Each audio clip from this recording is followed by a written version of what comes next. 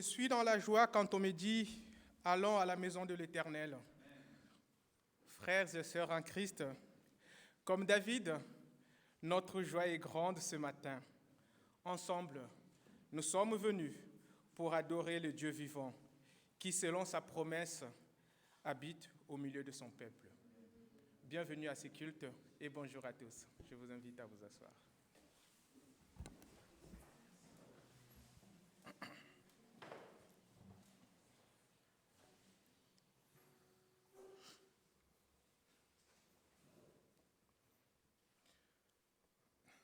Ce dimanche, nous célébrons la fête de la Réformation.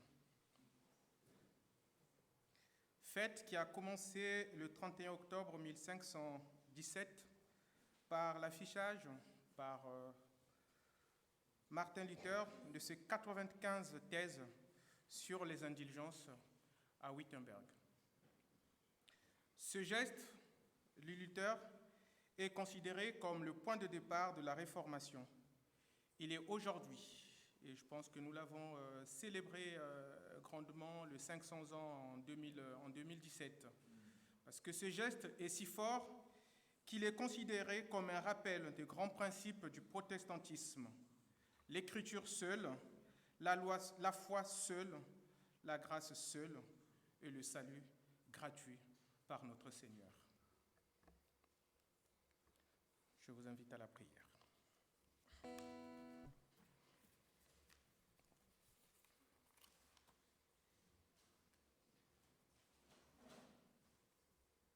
Seigneur notre Dieu, tu n'as cessé de rassembler ton peuple. Nous te louons de nous rassembler aujourd'hui. Nous te bénissons pour Jésus-Christ. Il nous unit en un seul corps, pour qu'ensemble, nous chantions ton nom et que nous servions nos frères. Nous te célébrons, Père éternel, pour ton esprit. Il nous permet de dépasser nos différences, de nous reconnaître, frères et sœurs, de nous ouvrir à l'amour que tu nous donnes. Père, Fils et Saint-Esprit, nous te remercions pour la communion de ton Église qui célèbre ta grandeur et porte au monde ton évangile. Amen.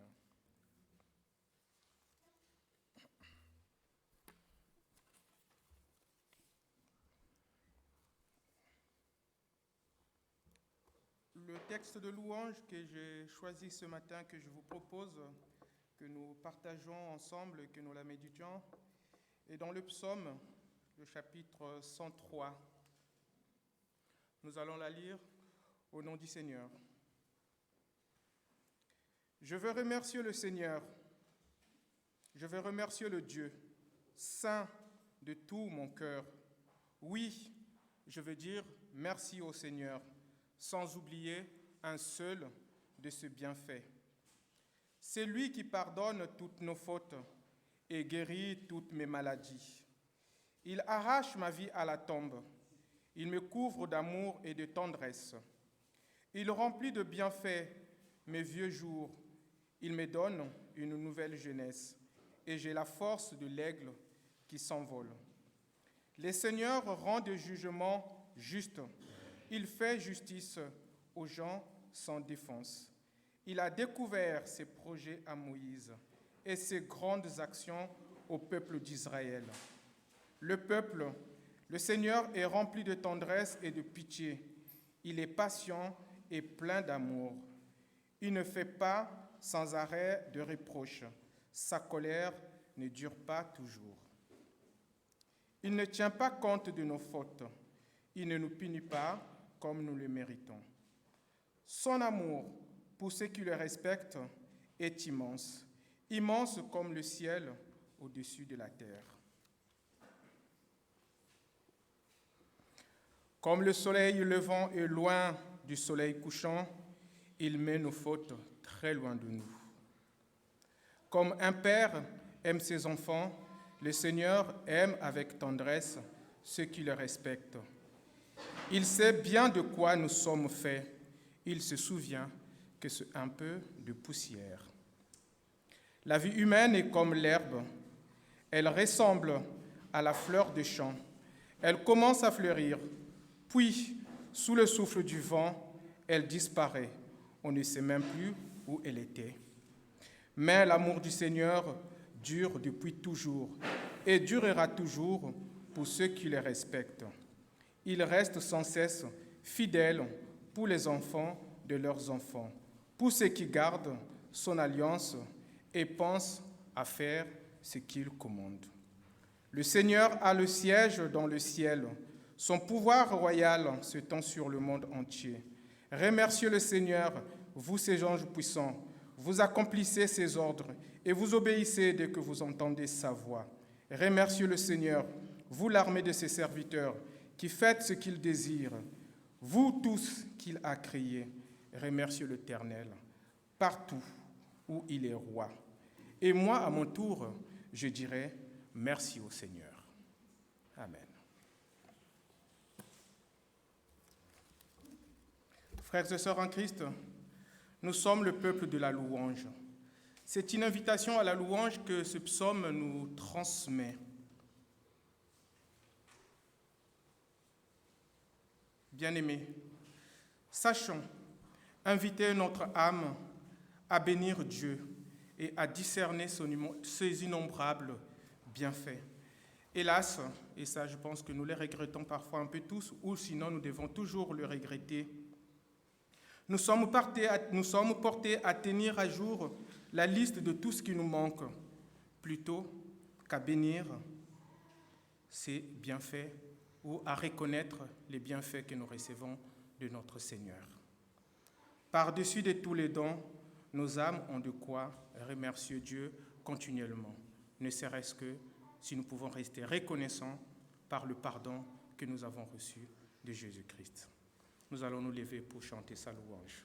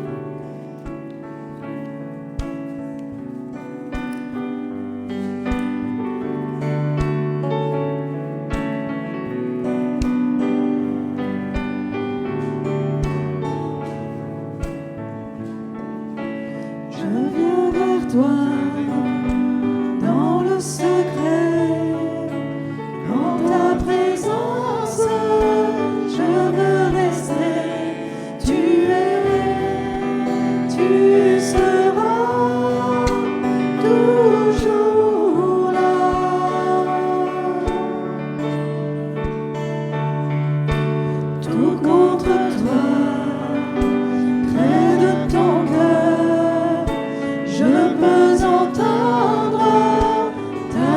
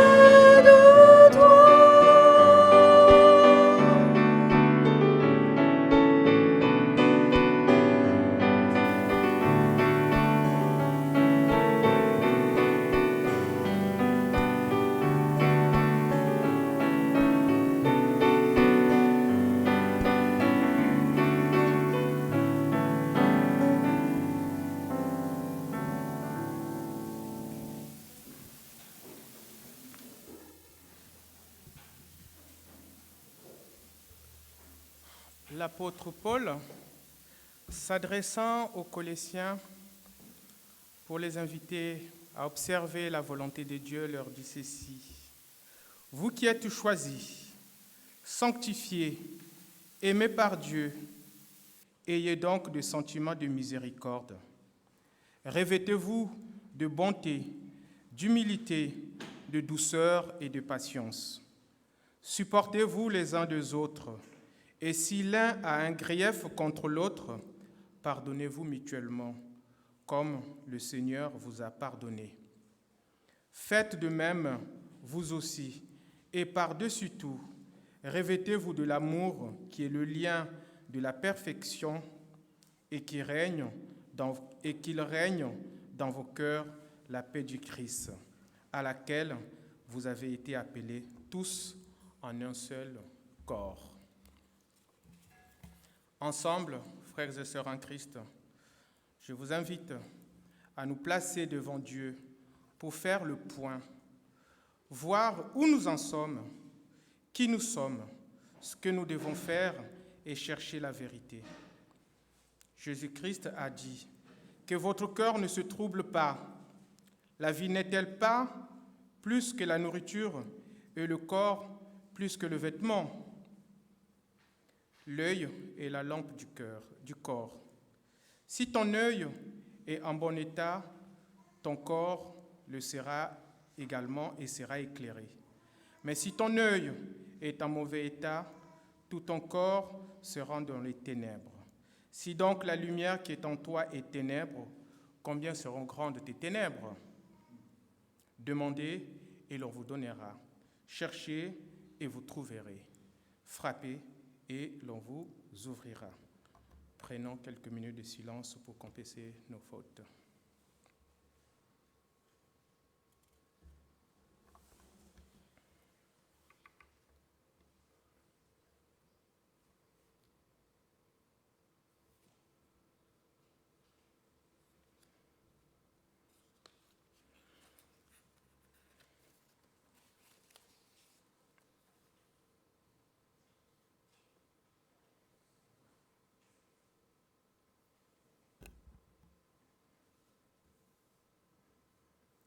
Prions. Éternel notre Dieu, nous reconnaissons que nous ne sommes pas à la hauteur de l'espérance que tu formes pour nous. Cela ne date pas d'aujourd'hui. Nous ne cessons de manquer nos rendez-vous avec notre vocation profonde, ramenant notre vie à n'être que l'ombre d'elle-même. Mais nous avons une vive douleur de cet état de fait. Nous le regrettons et faisons appel à la grâce pour nous sauver de nos faux pas. Veuille donc, Seigneur, avoir pitié de nous. Dieu très bon qui aime la vie, en nous permettant de renouveler notre existence par l'amour de Jésus-Christ qui a sauvé notre vie de l'absurde. Accorde-nous aussi de pouvoir renouer les relations brisées avec nos frères et sœurs, afin que nous ayons par eux une meilleure conscience de ce que tu nous permets de vivre et que nous sachions mieux rendre le monde plus juste, plus agréable par Jésus, celui qui avait les paroles de vérité et de liberté.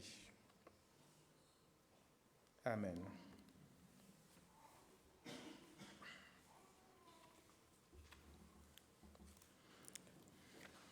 Frères et sœurs en Christ, nous venons de reconnaître nos péchés et tout à l'heure nous avons lu dans le psaume 103 que Dieu est toujours à notre écoute et nous pardonne de nos fautes et que le pardon que nous avons de notre Seigneur est sans limite, que nous ne sommes pas punis comme nous le méritions, puisque nous avons un Dieu de pardon.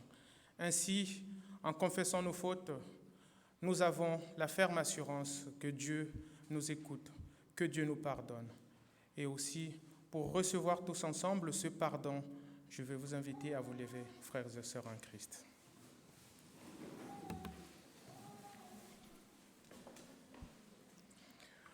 Voici ce que dit Jésus. L'Esprit m'a envoyé pour annoncer une bonne nouvelle aux pauvres, pour proclamer aux captifs la libération et aux aveugles le retour à la vue. Et Jésus ajoute, « Aujourd'hui, cette parole, quand vous l'entendez, est accomplie.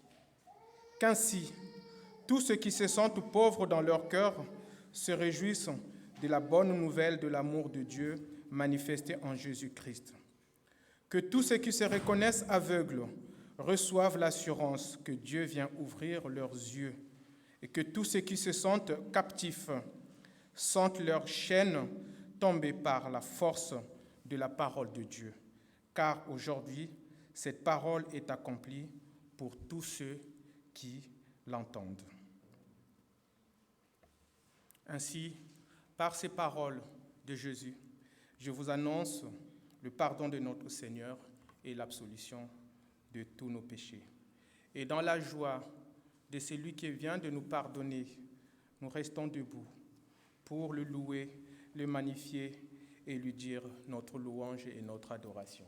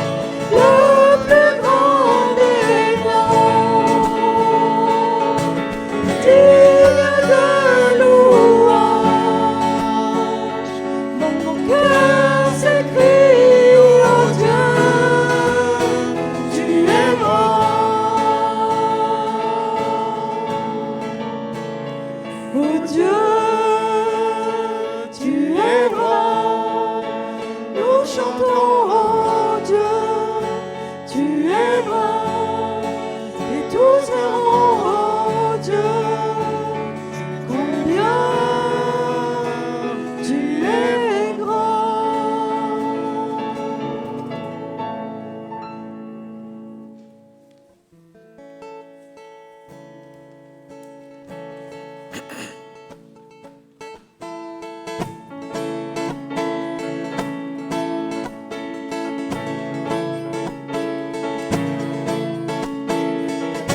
Pense au Seigneur, reconnaissance, son amour durera jamais. car il est bon, il est au-dessus de tout. Son amour durera jamais. Chantons, louons, d'une main puissante et d'un bras tendu, son amour Durera jamais. il nous donne une vie nouvelle, son amour durera jamais. Chantons, louons, chantons, louons. À jamais Dieu est fidèle, à jamais Dieu est fort, à jamais Dieu est avec nous, à jamais, à jamais, à jamais Dieu est fidèle, à jamais Dieu est fort, à jamais Dieu est avec nous, à jamais, à jamais. Lever du soleil jusqu'à son coucher, son amour durera jamais. Par la grâce de Dieu, nous persévérons, son amour durera jamais. Chantons, louons, chantons, louons. À jamais Dieu est fidèle, à jamais Dieu est fort, à jamais Dieu est avec nous, à jamais, à jamais, à jamais Dieu est fidèle, à jamais Dieu est fort, à jamais Dieu est avec nous, à jamais, à jamais, à jamais.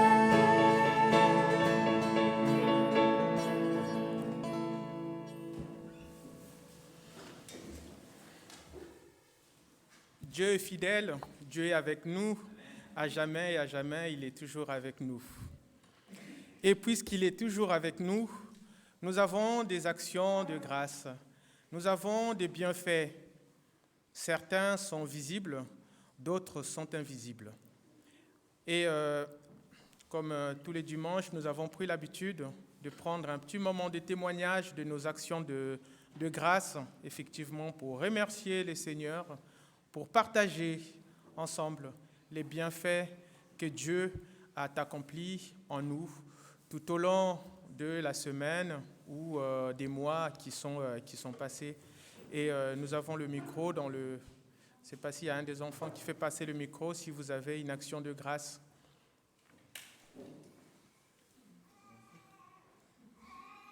Le micro va arriver.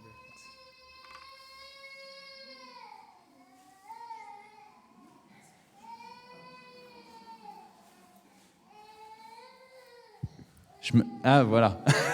Alain. J'ai pris, ça y est, le...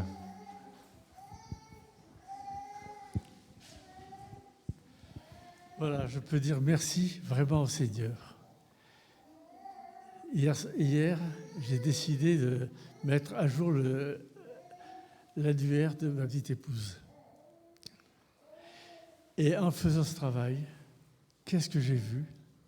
Le nom et l'adresse d'un de mes plus anciens frères en Christ que j'ai connu, Je l'ai connu à Nîmes. Et j'avais essayé des recherches, je ne l'avais pas retrouvé. Mais hier, je l'ai appelé et on était heureux tous les deux de se retrouver. Amen. C'est une grâce de Dieu formidable. Ça fait combien de temps que tu l'avais pas... Ça fait à peu près 35 ans que je ne l'avais pas vu. Et c'est un frère qui aime le Seigneur et qui veut vraiment marcher avec lui aussi. Voilà. Je dis merci Jésus, merci Père pour ta bonté. Merci Saint-Esprit. Amen. Amen. Yves Dupré. Donc Yves, et on prie le Seigneur pour la fidélité dans les amitiés au-delà des années.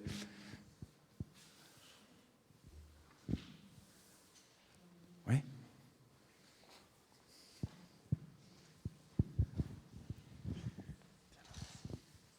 Bonjour, un petit témoignage qui date pas de cette semaine, mais il y a peut-être 2 semaines de ça. En fait, je sortais de l'église et je vais dans un magasin, voilà. Mais il y a une dame qui me dit « Est-ce que je vous gêne avec ma voiture ?» Je dis « Bah non. » Et je voyais sur cette dame, sur son visage, une lumière. J'ai dit « Madame, vous êtes chrétienne ?» Elle me dit « Oui. » Mais j'ai quitté l'église depuis un certain temps. Donc voilà, on a un petit peu échangé. Et puis, je lui ai dit, écoutez, quel que soit ce que vous traversez, le Seigneur est là, il ne va pas vous lâcher. Donc, je vais vous donner l'adresse d'une église. Et voilà, il y a aussi une émission tous les jeudis qui encourage les chrétiens. On peut téléphoner, on peut demander le secours de la prière. Et en fait, voilà, je l'ai dirigée, elle a pris l'adresse, elle m'a dit, écoutez, merci. Merci, non, c'était merci Seigneur, parce que voilà, j'étais au bon endroit au bon moment, mais le Seigneur le savait. Donc merci au Seigneur de mettre sur notre chemin des gens qui ont juste besoin d'un petit clin d'œil de lui pour les encourager. Amen. Amen. Merci beaucoup Laurence.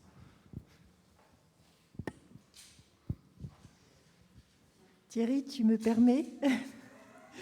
Voilà, il y a 2 petites semaines, je vais au théâtre, voici, et en sortant, je croise Thierry Garnier, qui est l'ancien trésorier avant Françoise Lochon.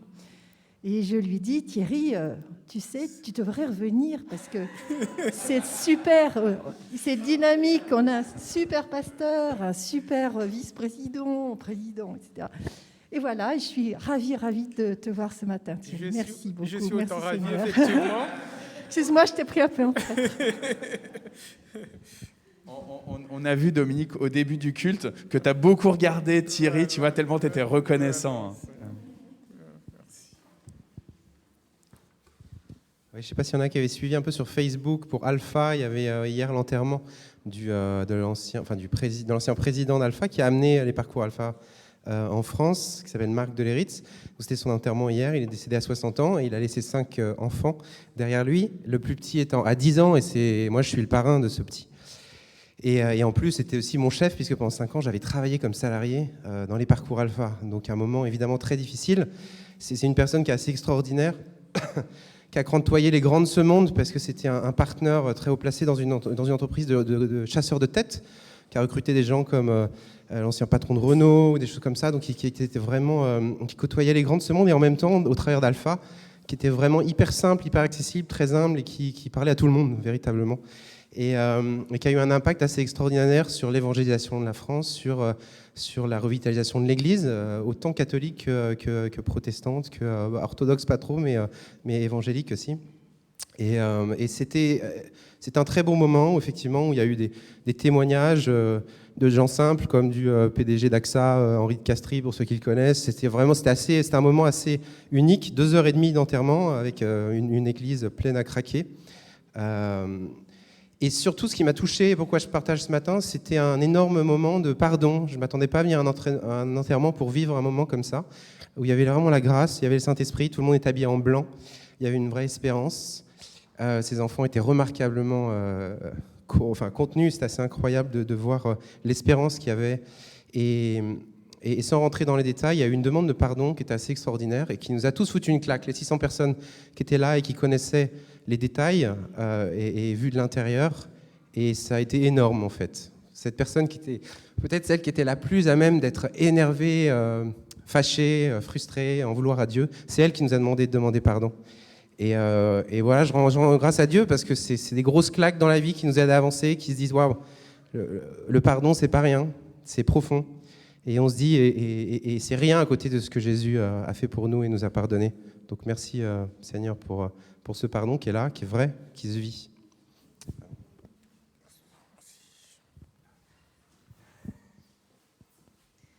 Alors Arnaud m'a fait signe. Et effectivement, oui, j'ai des reconnaissances à prononcer que je prononce dans mon cœur habituellement. Je témoigne pas parce que comme je suis émotive, voilà, j'ai la voix qui tremble. Ça y est, merci Arnaud. Donc aujourd'hui, moi, je suis reconnaissante parce que ça fait un peu plus d'1 an que je suis mariée avec Christelle. Voilà, je veux remercier le Seigneur d'avoir permis que je ne sois plus seule, d'avoir permis que j'ai une famille, un mari aimant. Voilà. Et une petite fille adorable.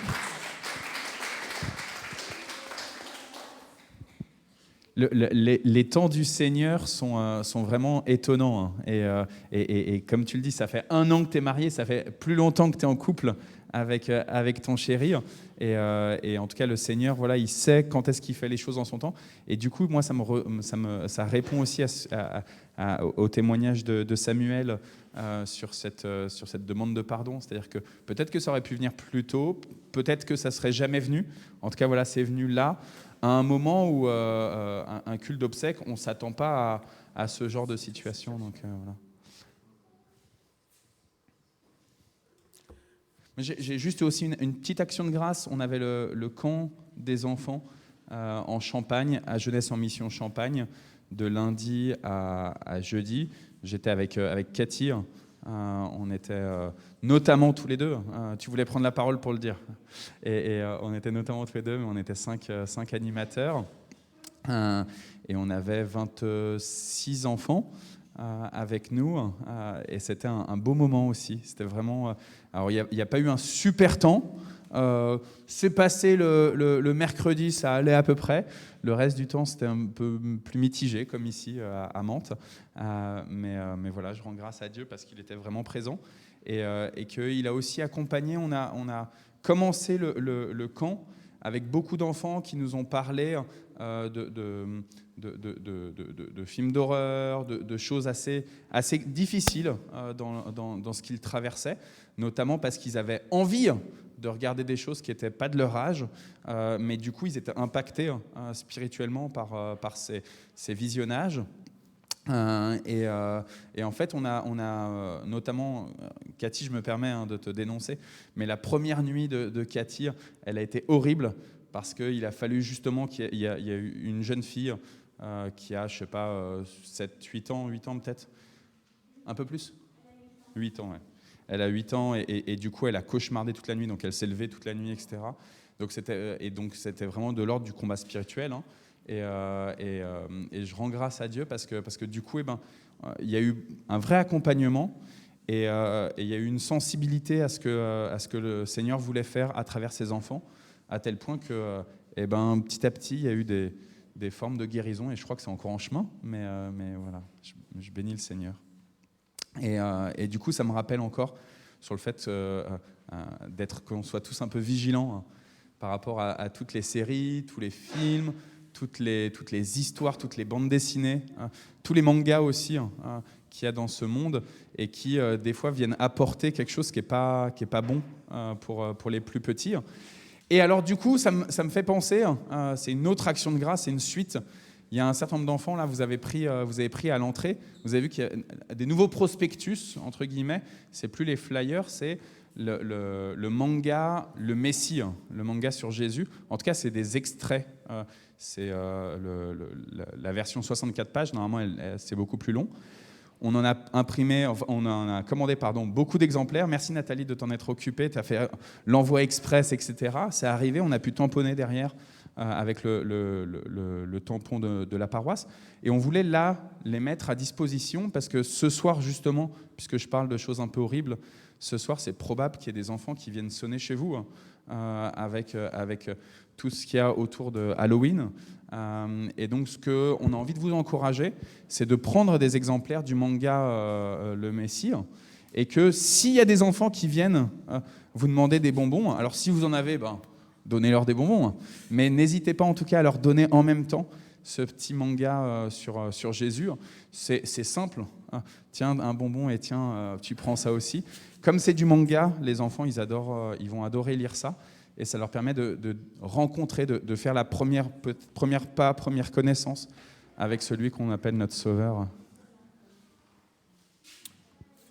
C'est bon. Très bien. Et puis, merci à tous pour vos témoignages. Merci. Je te laisse là.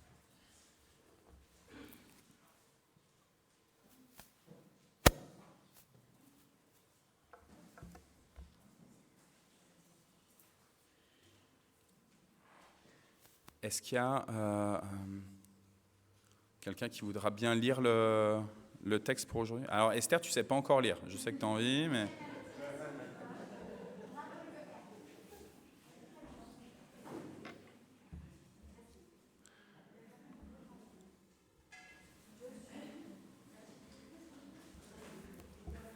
Merci Dominique.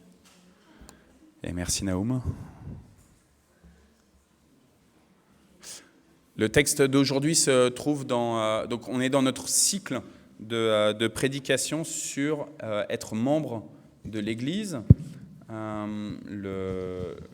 semaine dernière, Marie-Christine, elle a prêché, vous savez, sur cette histoire avec les fils de Zébédée, quand la maman des fils de Zébédée, elle demande « Permets qu'il y en ait un à ta droite, un à ta gauche », et ça crée de la crispation, ça crée de la tension au sein de la communauté, et Marie-Christine nous a rendu attentifs sur le fait qu'on était tous à égalité dans la communauté chrétienne, qu'il n'y en avait pas qui étaient au-dessus, d'autres en dessous. Elle a moins parlé ce que moi j'avais ressenti avec ce texte-là, sur la question justement de demande de pardon qu'il peut y avoir au sein de la communauté chrétienne. Mais en tout cas, voilà, on avait eu ce texte-là. Et pour aujourd'hui, c'est la lettre que Paul a rédigée aux chrétiens de Philippe. Philippe, c'est dans le nord de la Grèce, dans la région de la Macédoine. Et la lettre de Paul aux Philippiens, elle a 4 chapitres. Et là, on est justement dans le 4e chapitre. C'est pourquoi mes bien-aimés et les chers frères, vous qui êtes ma joie et ma couronne, demeurez ainsi fermes dans le Seigneur, mes bien-aimés.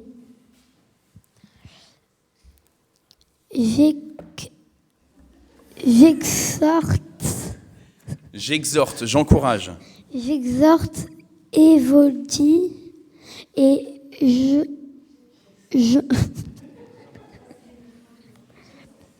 et j'exhorte Saint-Tiche à être d'un même sentiment dans le Seigneur. Et toi aussi, fidèle collègue, oui, je te prie et de les aider. Elles ont combattu pour l'Évangile avec moi et avec Clément et les autres compagnons d'œuvre dont les noms sont dans le livre de vie. Réjouissez-vous toujours dans le Seigneur, je répète, réjouissez-vous. Que votre douceur soit commun de tous les hommes, le Seigneur est proche.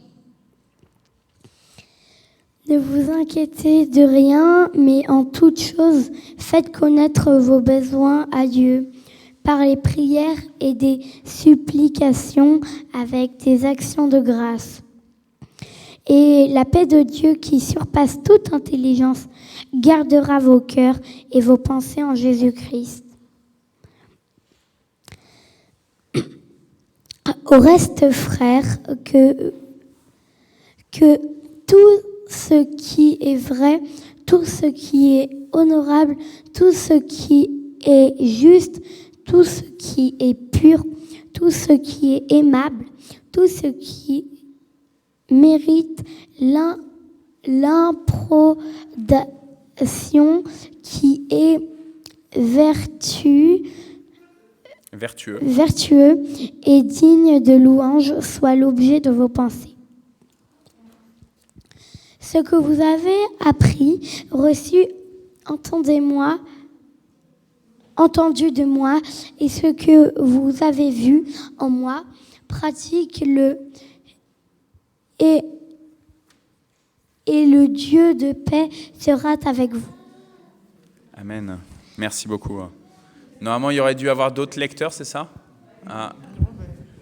Désolé. Merci Naoum, merci Dominique.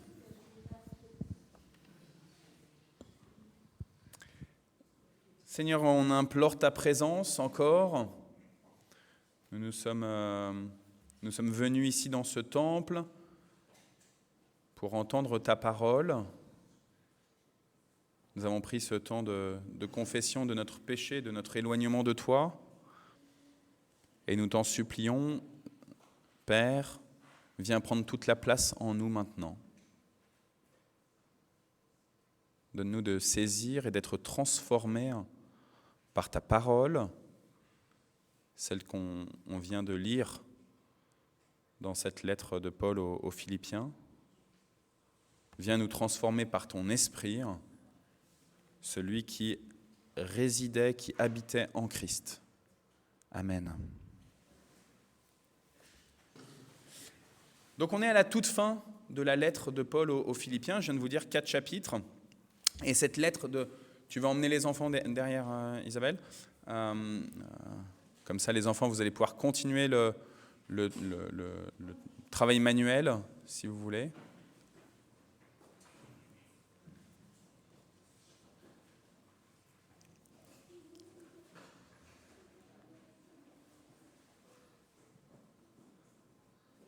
Je pense qu'aujourd'hui, vous allez faire le collage. Vous allez découvrir Ictus. Cathy ? Elle est déjà partie. Donc, au camp, on a parlé de Ictus. Et là, je sais qu'il y a quelque chose avec Ictus. Donc, voilà. Donc, cette lettre de Paul aux Philippiens, classiquement, les lettres de Paul, quand elles sont adressées comme ça aux Romains, aux Corinthiens, aux Éphésiens, on dit ça s'adresse à toute la communauté. Là, au début de la lettre aux Philippiens, Paul nous dit qu'il s'adresse spécifiquement aux responsables de la communauté de Philippe. Et donc, il veut encourager les responsables de la communauté pour qu'eux puissent ensuite accompagner l'ensemble de la communauté. Responsables, tout à l'heure, je parlais de la prédication de Marie-Christine de la semaine dernière. Elle nous a bien dit on est tous à égalité dans le Seigneur. Il n'y en a pas qui sont au-dessus les uns des autres, mais il se trouve qu'il y en a qui ont des fonctions particulières au sein de la communauté.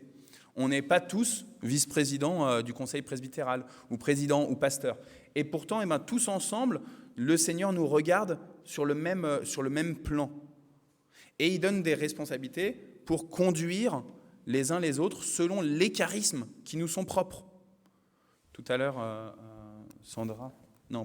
Blandine, tu es là-bas, tu nous as dit que tu étais très émotive et que du coup tu avais du mal à prendre la parole comme ça devant l'Assemblée. N'empêche que tu chantes tous les dimanches ou presque, tu es dans le groupe de louanges et donc le Seigneur il arrive aussi à t'utiliser au-delà de ton propre caractère, selon son plan à lui, selon ses charismes qu'il a mis en toi. Et donc là, Paul, il écrit cette lettre aux responsables de la communauté de Philippe pour qu'eux puissent encourager, puissent accompagner au mieux les sœurs et les frères qui sont en Macédoine. Dans le livre des Actes des Apôtres, on apprend comment est-ce que Philippe, comment cette communauté, donc c'est pas le prénom Philippe, c'est la ville de Philippe, comment cette ville, elle est évangélisée par Paul. Il se trouve que Paul reçoit un songe avec un Macédonien qui lui dit « Viens à notre secours ». Et donc Paul, il avait prévu d'autres choses, il avait imaginé d'aller ailleurs, mais il comprend qu'il doit aller là, dans le nord de la Grèce. Et là, il va trouver un certain nombre de personnes, notamment des femmes, d'abord. La première évangélisation à Philippe, ça va être des femmes. Et c'est pour ça que là, on a entendu des noms un peu compliqués de femmes. Ça va être d'abord des femmes à qui il va s'adresser. Et notamment, la première personne qui va recevoir le baptême à Philippe, elle s'appelle Lydie. Je regarde vers Alain. La première personne qui reçoit à Philippe le baptême au nom du Seigneur Jésus-Christ, c'est une femme qui s'appelle Lydie, comme ta belle-sœur, Alain. Et le texte des Actes des Apôtres, c'est chapitre 16, nous dit que Lydie reçoit le baptême ainsi que toute sa famille. C'est un texte que dans les communautés où on pratique le baptême des enfants, c'est un texte qu'on met en avant pour dire, voilà, il y a la possibilité que toute une maisonnée soit convertie et reçoive le baptême, même si explicitement, il n'est pas dit que des enfants reçoivent le baptême, mais le fait que ce soit toute la maisonnée, voilà. Ça, c'était juste une petite parenthèse. Donc, à Philippe, il y a cette communauté qui a été vraiment montée, qui a reçu l'évangile par Paul. Et il y a un lien très fort entre les chrétiens de Philippe et Paul, à tel point que Paul, au moment où il rédige cette lettre-là, il est avec Timothée et ils sont en prison. Ce qu'on vient d'entendre là, c'est quelqu'un qui est en prison. Et il ne va pas bien en prison. Hein. C'est pas la joie d'être en prison. Je veux dire, quand Maria, tu fais dans l'espace accueil-famille, que tu accueilles les parents d'enfants qui sont détenus à Porcheville, c'est pas des lieux de joie. Pourtant, on l'a entendu tout à l'heure. Merci Dominique, dans la manière dont tu as conduit la liturgie. Christ, il est venu pour ceux qui sont notamment captifs, ceux qui sont en prison. Et donc Paul, il est en prison et il écrit à ses responsables de la communauté de Philippe et il leur dit combien il les aime. Il se trouve que ces chrétiens de la communauté de Philippe, ce sont les seuls de tous les chrétiens que Paul a, avec tous les liens qu'il a tissés, toutes ces personnes qui sont des enfants spirituels pour lui, ce sont les seuls, ceux qui sont à Philippe, qui soutiennent matériellement parlant Paul et Timothée, parce qu'ils sont tous les deux là. Ils les soutiennent en envoyant un frère de la communauté qui vient avec de l'argent, avec des vêtements, avec de la nourriture. Cette communauté de Philippe, elle a envie de prendre soin de l'apôtre. Pourtant, il n'a rien demandé. En général, Paul, il a plutôt tendance à dire, c'est peut-être sûrement son orgueil, il a plutôt tendance à dire, je ne demande rien à personne, je travaille moi-même, je vais fabriquer mes tentes, je vais vendre mes tentes, etc. Je ne demande rien à personne, simplement je viens comme ça gratuitement pour vous donner l'évangile, pour vous donner la bonne nouvelle. Et là, il est reconnaissant parce que dans ce lieu de ténèbres, d'obscurité, d'effroi, qui est la prison, alors même s'il a son compagnon de route, Timothée, c'est un lieu vraiment désespérant, et il reçoit la bienveillance, le soutien, l'amour, matériellement parlant, de cette communauté de Philippe. C'est important de le garder en tête, ça, qu'avec du matériel, nous qui sommes chrétiens, nous qui croyons que la vie, elle est qu'un souffle, qu'il y a un moment où, même quand on est un jeune soixantenaire, on peut être disparaître d'ici et être amené auprès de Dieu. On a tendance des fois, en tant que chrétien, à dire, bon, le matériel, c'est pas bien grave. Mais là, avec du matériel, ces chrétiens de Philippe, ils vont prendre soin, ils vont témoigner de leur amour pour l'apôtre. C'est important de se dire que le matériel, il ne faut pas complètement le dénigrer, quoi. Parce qu'il peut permettre de signifier tout l'amour qu'on a pour ceux qui nous environnent.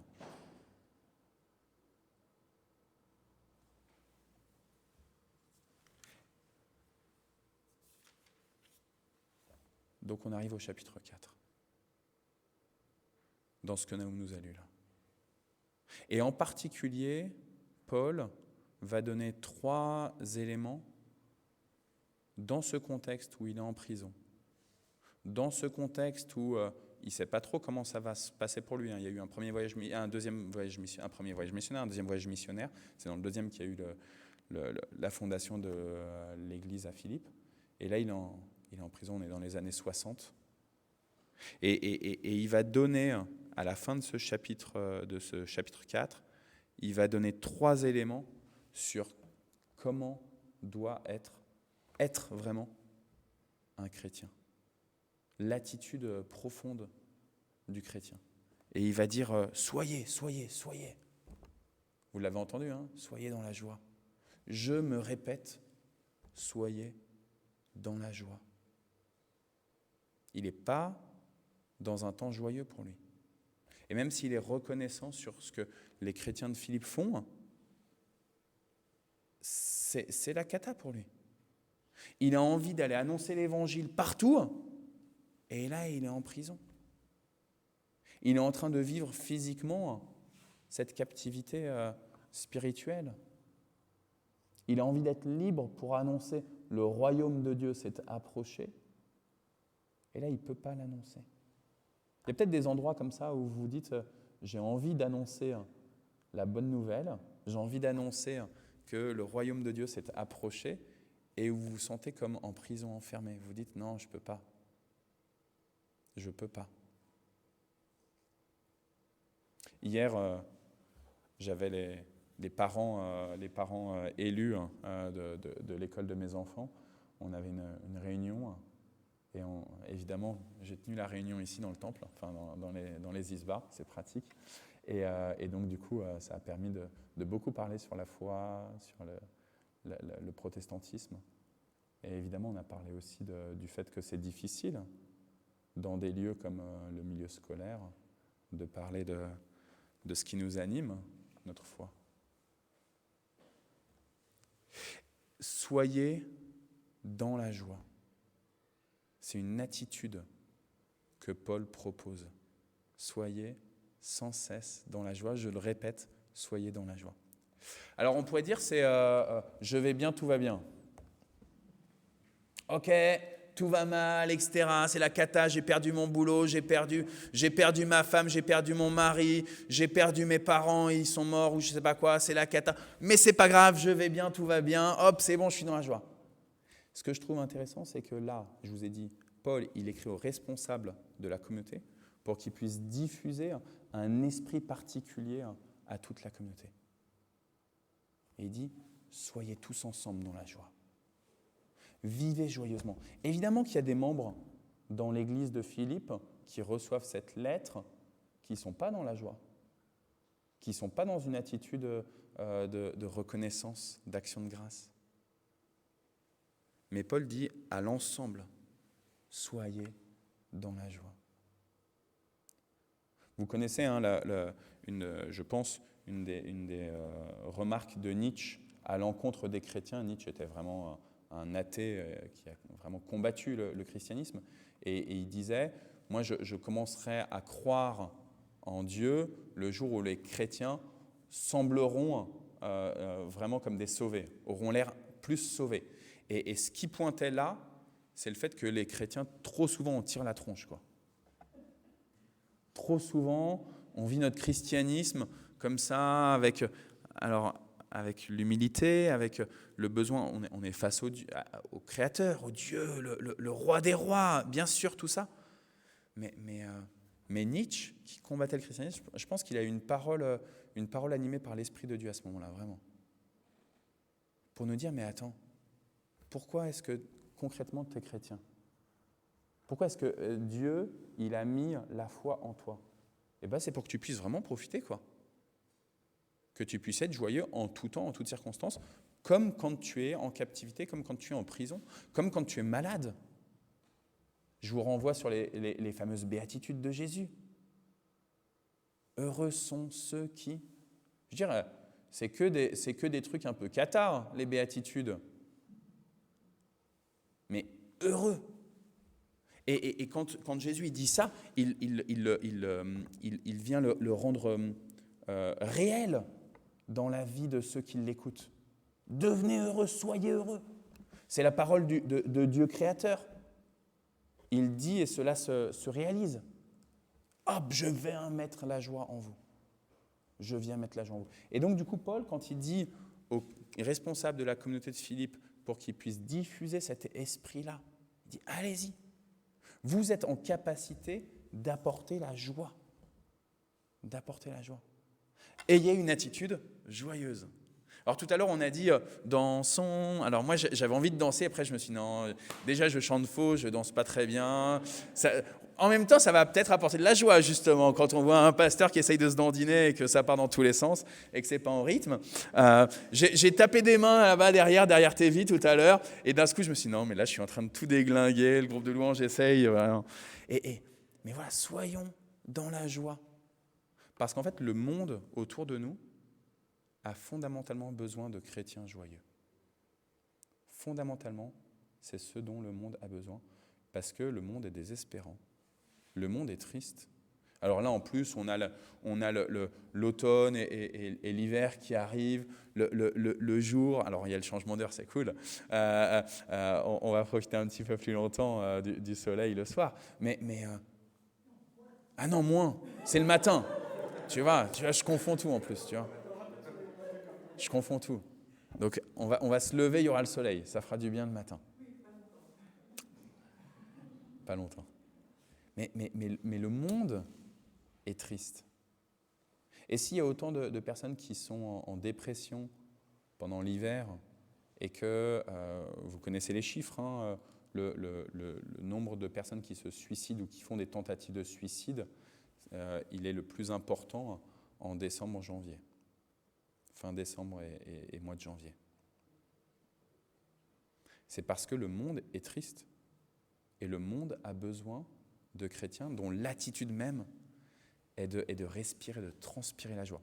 Et donc, à nouveau, on ne peut pas dire « Ok, je vais être joyeux, il n'y a pas de problème.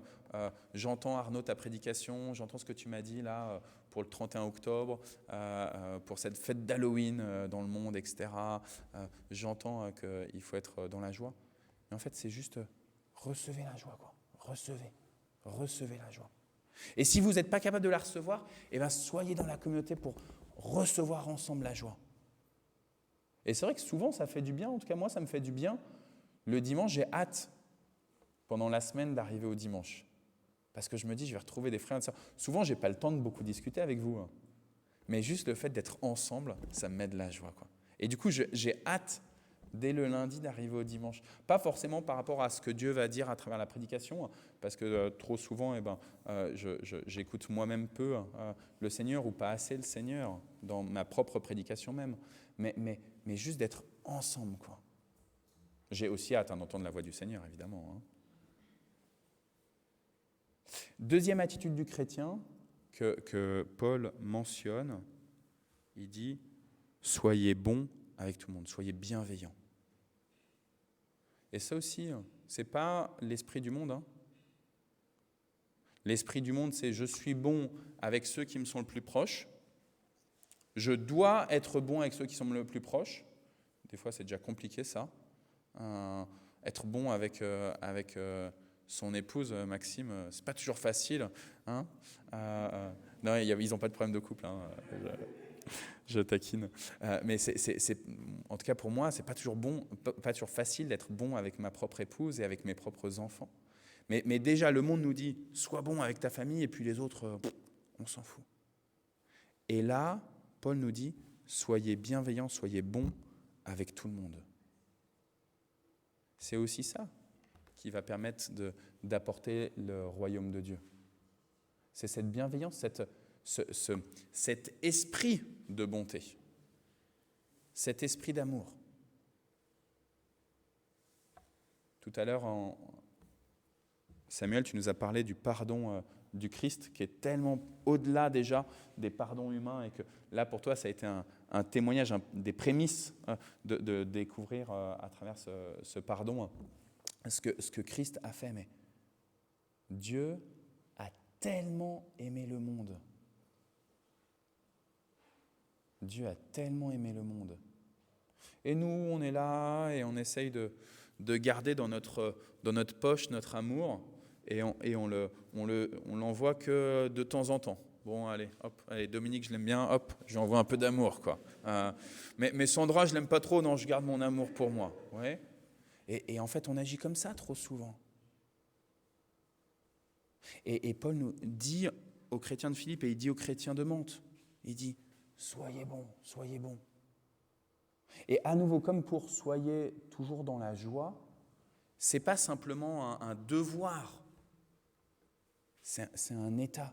C'est un état. Soyez, vous êtes, vous devenez. Maintenant, par cette seule parole, on dit une parole performative en langage théologique, une parole qui vient et qui rend réel ce qui est prononcé. Vous devenez bon. Et c'est clair, hein, quand on vient le dimanche au culte, en tout cas pour moi part, quand je termine le culte, et bien souvent j'ai la joie et j'ai envie d'être bon. Alors le lundi c'est fini déjà, ou le dimanche après-midi.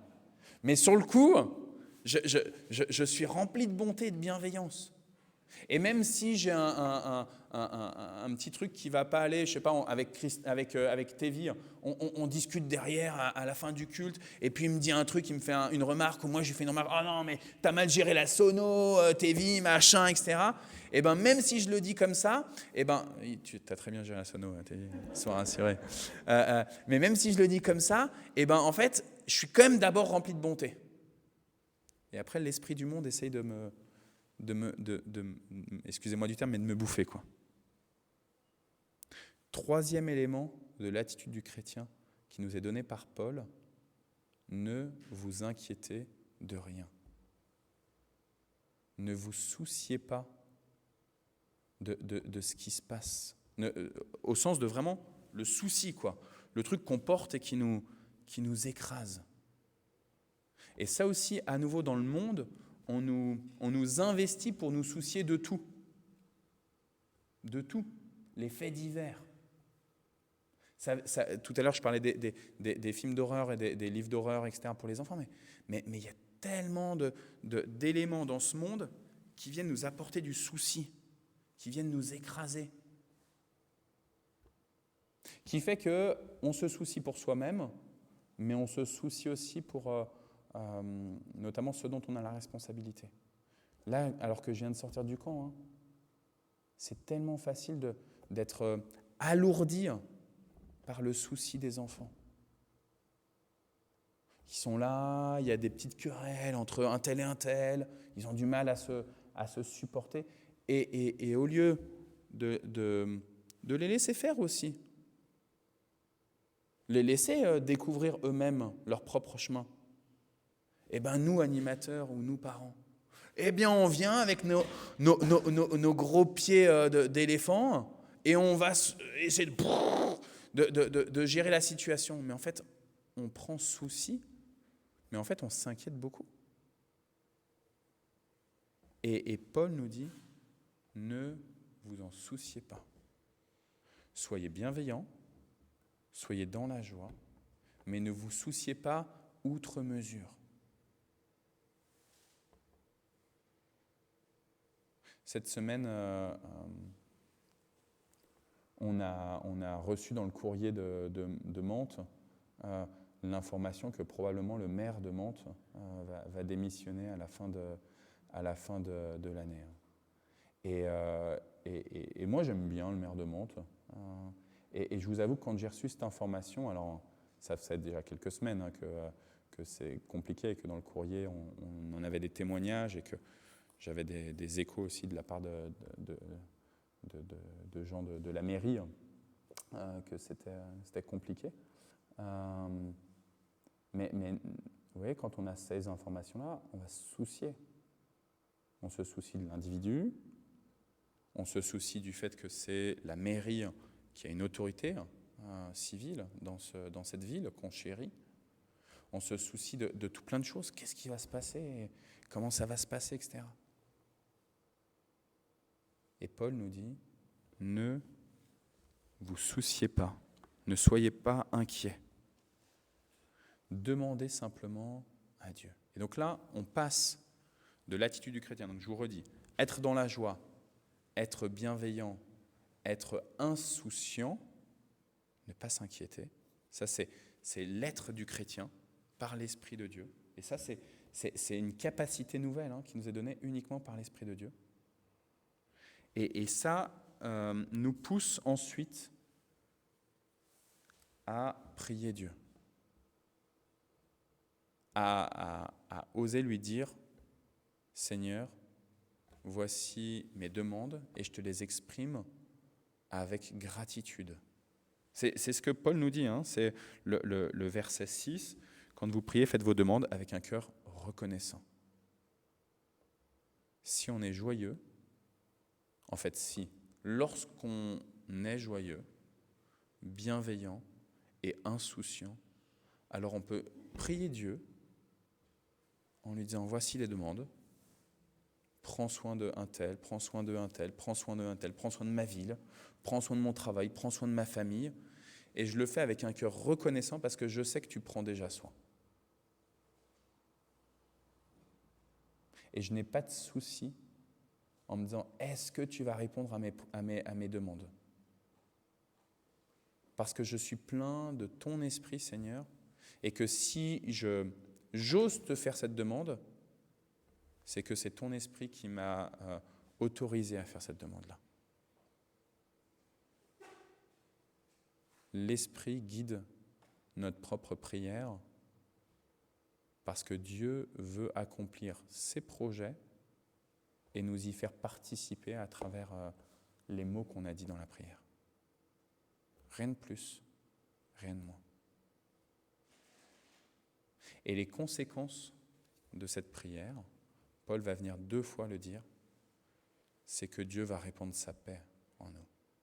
Pas simplement donc la joie, la bienveillance, la bonté, l'amour, le fait de ne pas être inquiet des choses, mais la paix profonde, qui fait qu'on peut être en captivité, on peut être en prison, et on sait que tout est en train de s'accomplir paisiblement pour le royaume de Dieu. Je termine juste très rapidement. Une conséquence de cette paix, de cette prière, de cet être, de cet état du chrétien, c'est qu'est-ce que cherche le chrétien fondamentalement. Et donc Paul, il nous dit, voici ce qui doit vous intéresser, c'est le verset 8, voici ce qui doit vous intéresser, tout ce qui est vrai, qui mérite d'être respecté, tout ce qui est juste, qui est pur, tout ce qu'on peut aimer, approuver, tout ce qui est très bon et qui mérite des félicitations. Il y a 3 choses là dans ce que je viens de vous lire du verset 8. D'abord la vérité, ça c'est le chrétien, il doit rechercher la vérité, tout ce qui est vrai, dit Paul. Rechercher la vérité dans les relations humaines, pas de mensonge, pas de mensonge. Je cherche moi-même à être vrai avec les autres, mais aussi à ce que s'il y a une situation où il y a du mensonge, que je puisse dire non, là, il y a du mensonge. Le chrétien recherche fondamentalement la vérité. Deuxième élément, la justice. Le chrétien est juste. Le chrétien cherche fondamentalement la justice en toutes circonstances, dans tous les lieux. Et donc les situations d'injustice, le chrétien est appelé à les dénoncer. À dire non, ce n'est pas juste. Ce n'est pas juste ce qui se passe là. Moi, je suis en paix, je suis serein, je suis apaisé, je n'ai pas de soucis. Mais là, la situation, elle n'est pas juste. Et mon devoir de chrétien, là on est vraiment dans le devoir du chrétien, rechercher la justice, rechercher la vérité, rechercher la justice, on est vraiment dans le devoir, dire je dénonce ce qui est injuste. Et puis au final, il nous dit tout ce qu'on peut aimer et approuver, tout ce qui est très bon et qui mérite des félicitations.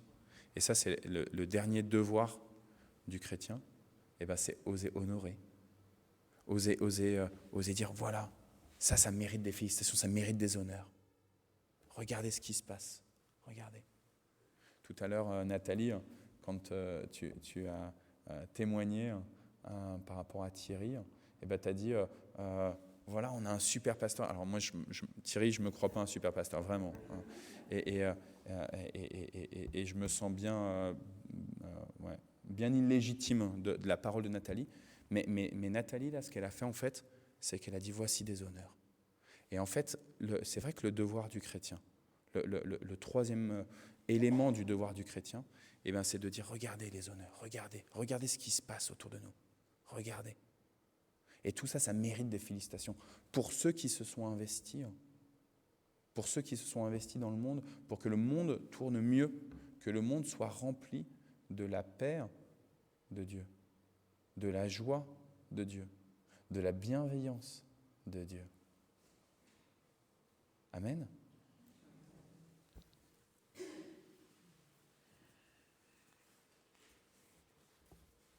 J'ai fini bizarrement, mais c'est un amen final.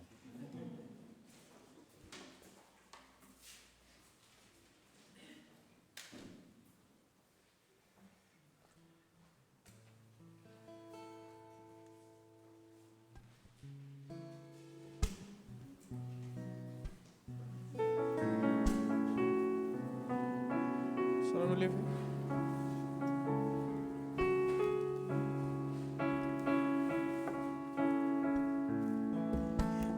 Nous voulons être un peuple embrasé, l'Église que ton cœur attend. Viens briser nos chaînes, détruis notre orgueil, Seigneur, fais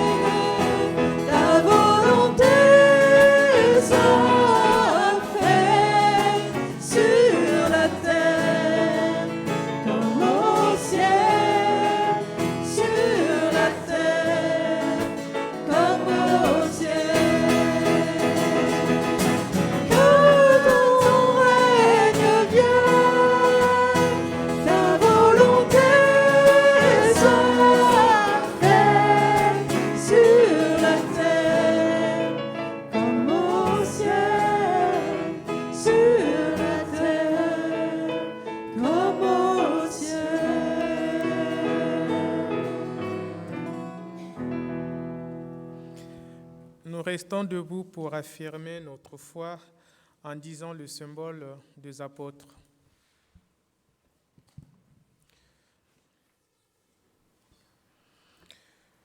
Je crois en Dieu, le Père Tout-Puissant, Créateur du ciel et de la terre.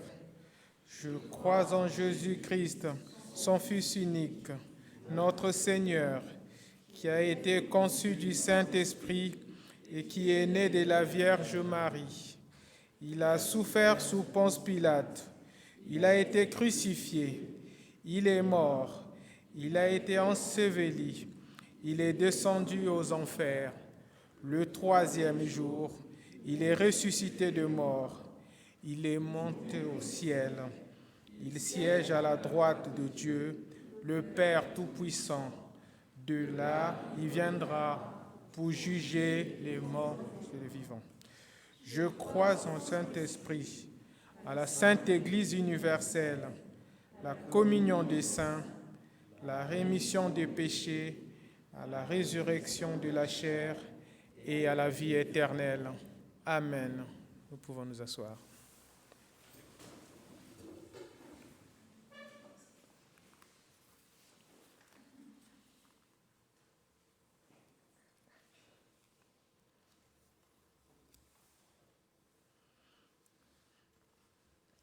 Tout à l'heure, quand Arnaud, dans son message, nous a dit que nous devons toujours être joyeux et surtout ne pas nous préoccuper, se faire de soucis, mais aussi, il nous a bien dit, demander. Sachez demander. Le demander à travers la prière, car nous devons prier sans cesse. Et si nous prions, nous devons avoir l'assurance que Dieu va agir. Ainsi, frères et sœurs en Christ, nous allons prier en nous initiant dans cette prière que je vais dire avec nous.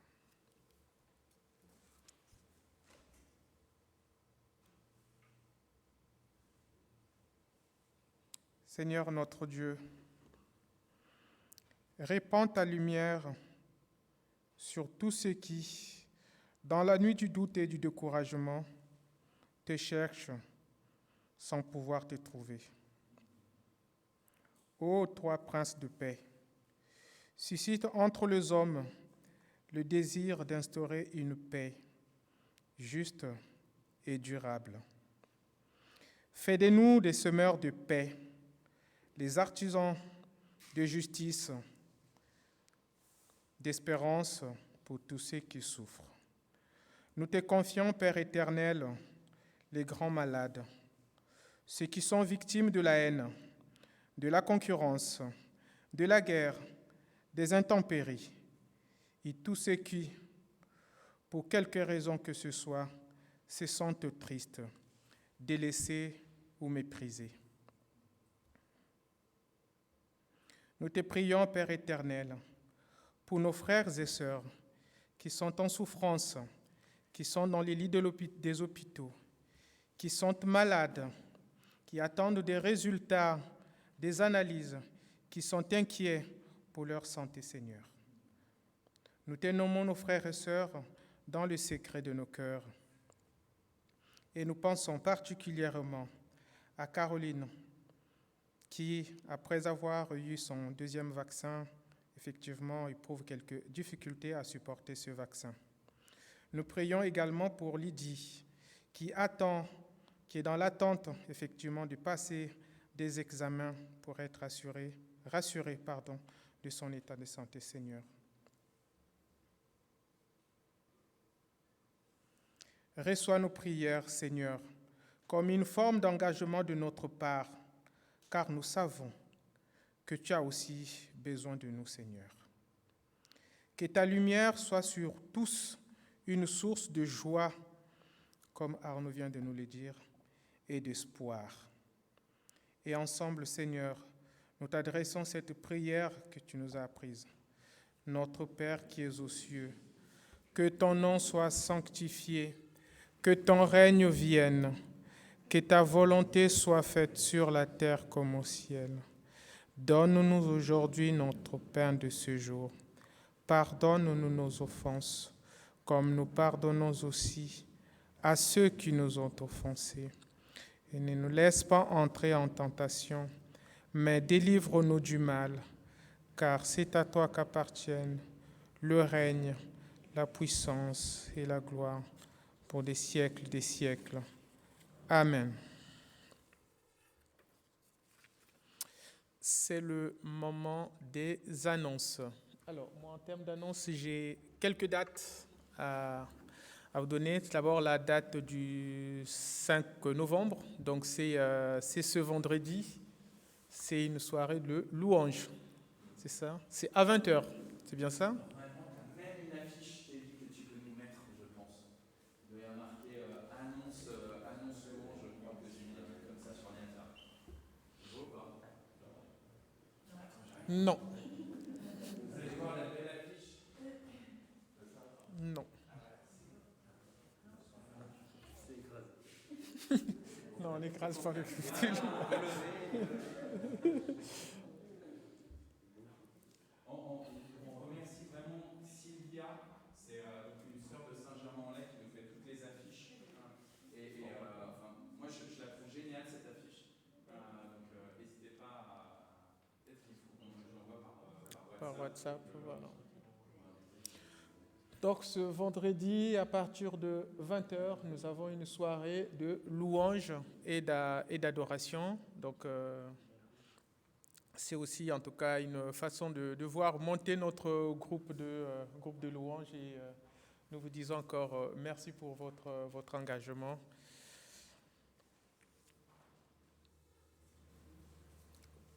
Autre date à retenir, donc c'est ce 11 novembre également, nous avons la journée du conseil. Donc nous tenions notre... pardon? Chez Nathalie, tout à fait. Merci. Donc ça sera une journée où habituellement nous tenons notre conseil presbytéral le samedi, le premier samedi du mois. Nous l'avons pas tenu ce premier samedi. Donc nous faisons une journée de retraite qui nous serons reçus par Nathalie, donc à Aubergenville. Et merci également à Nathalie de nous recevoir. Voilà. Autre date, c'est le synode régional qui aura lieu du 19 au 21 novembre. C'est bien ça. Voilà. Et après, pour les autres dates, en tout cas, vous avez les affiches. Donc samedi, il y a toujours Parcours Alpha à partir de 16h au Temple. Et puis alors, justement, tu disais le synode du 19 au 21. En même temps qu'aura lieu le synode, aura lieu le week-end Saint-Esprit du Parcours Alpha. Donc j'en ai parlé, je pense, dimanche dernier, en disant que ce week-end Saint-Esprit, c'est un week-end vraiment à part. Il y a les samedis de 16h à 18h, chaque soirée Alpha. Mais là, c'est sur tout un week-end, une retraite. Ça s'adresse à ceux qui, soit sont en train de vivre le Parcours Alpha en ce moment, soit qui ont vécu l'année dernière ou l'année d'avant le Parcours Alpha. Et donc, comme vous n'êtes pas tous invités au synode, il y aura juste notre président de CP Andrea et moi qui y serons. Et ben, je vous convie vraiment chaleureusement à participer à ce week-end Saint-Esprit. Ça aura lieu chez les sœurs bénédictines de Bayeux et on est logé, nourri, je ne dirais pas blanchi, mais en tout cas, comme Presque. on est logé dans des draps propres, et ben, les draps sont blanchis. Et donc, du coup, il y a une participation à hauteur de 70 € pour le week-end. Il est organisé conjointement avec l'église de Saint-Germain-en-Laye et avec notamment la responsable du Parcours Alpha là-bas, elle s'appelle Bénédicte. C'est une des conseillères presbytérales aussi, qui est coach sportif. Alors, je ne sais pas si elle va leur faire aussi du coaching en même temps que le week-end à Saint-Esprit. En tout cas, je vous encourage très très vivement à participer, à bloquer cette date, à y participer. Il faut s'inscrire avant dimanche de la semaine prochaine, avant dimanche 7 novembre, puisqu'elle doit évidemment prévenir sur le nombre de Personne.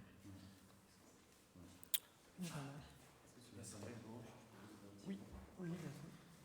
Peut-être juste un petit mot sur la soirée de louange.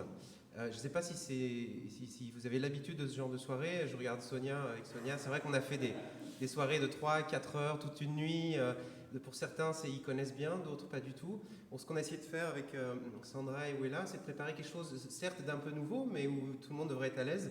De dire, c'est pas juste chanter des chants pendant 2 heures, c'est vraiment cette louange qui est l'expression de nos cœurs, qui est l'expression de notre vie, et que c'est pas que de chanter des chants non plus, ça peut être lire des textes, ça peut être partager des témoignages, ça peut être lire la Bible ensemble, ça peut être à l'écoute de Dieu, ça peut prendre plein de formes différentes.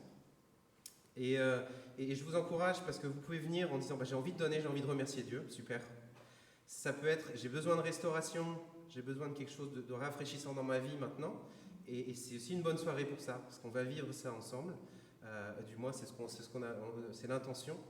Et voilà, donc vraiment inviter que c'est pas que voilà, une soirée où on va chanter plein de chants de louanges, c'est vraiment une soirée de louanges, l'expression de nos cœurs, cet esprit de remerciement, de proclamation à Dieu, mais aussi de restauration et de laisser le Saint-Esprit nous parler, agir en nous. Et donc ce sera cadré, ne vous inquiétez pas, mais c'est aussi un temps où il y a la liberté. J'ai une question, ça se passe où? Alors ça se passe ici même. On vous prépare une petite surprise, on va essayer de faire des choses un petit peu nouvelles. Et moi j'aime bien chanter en étant debout. Est-ce que je serai obligé d'être debout pendant les 2 heures ou est-ce qu'il y aura des sièges? Alors toi tu es obligé d'être debout pendant 2 heures, mais pour les autres, non, bien sûr, voilà, ça peut se faire assis, couché, debout, il n'y a pas de souci, voilà, dans la limite de la décence. En tout cas, c'est vraiment libre. Dans l'esprit, c'est vraiment ça, c'est venir proclamer, remercier, louer et prier ensemble. Donc je pense que c'est un bon temps à vivre. Toute la communauté. Au départ, on se disait on va juste faire ça entre nous, le groupe de louanges. Et puis on s'est dit c'est dommage, autant l'ouvrir à tout le monde et vivre ça en communauté. Et merci, dernière question de Blandine par rapport aux enfants. Les enfants font partie intégrante de la communauté et de cette soirée de louange et on a prévu quelque chose pour eux aussi. Donc il y aura un temps, on va vivre ça tous ensemble. Pas de limite d'âge dans les deux sens. À quelle heure 20h à 22h. Ça va être 2 heures, voilà. Et vous pouvez, si vous arrivez plus tard, comme certains, venez, rejoignez-nous au milieu, il n'y a pas de souci. Ou pour les 5 dernières minutes, il n'y a pas de souci. Alors c'est mieux d'avoir dîné avant, il y aura une table à tisane avec de la biscuiterie et peut-être de la bonbonnerie, mais voilà, c'est parce que je connais Arnaud, mais voilà, et voilà. Merci encore. Merci. Et donc, c'est le moment de... Les bonbons, ils ont un effet euphorisant, tu vois. Et donc, du coup, ça aide à être toujours joyeux aussi. Sinaï, vous pouvez faire l'offrande? Et Colombe?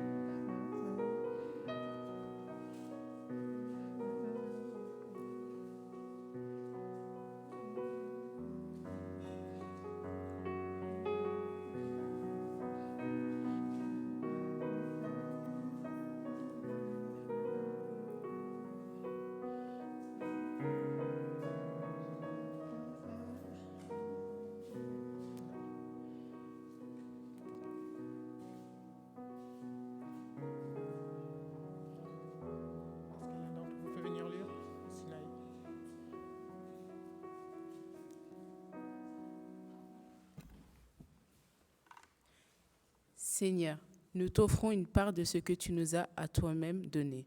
Merci pour ton amour. Apprends-nous à donner avec joie et que notre offrande soit à la gloire de ton nom. Merci pour ton amour. Amen.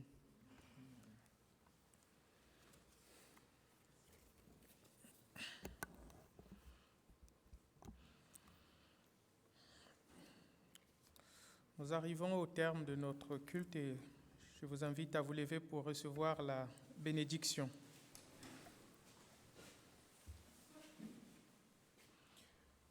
Dieu vous envoie dans le monde pour être ce témoin, pour transmettre son espérance et pour pratiquer son amour.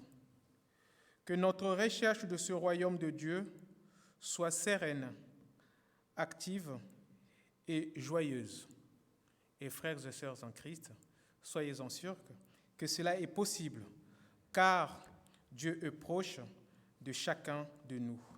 Que la grâce de notre Seigneur Jésus-Christ, l'amour de Dieu le Père et la communion du Saint-Esprit soient avec vous et avec ceux que vous aimez dès maintenant et pour l'éternité. Amen. Et nous allons chanter notre dernier chant.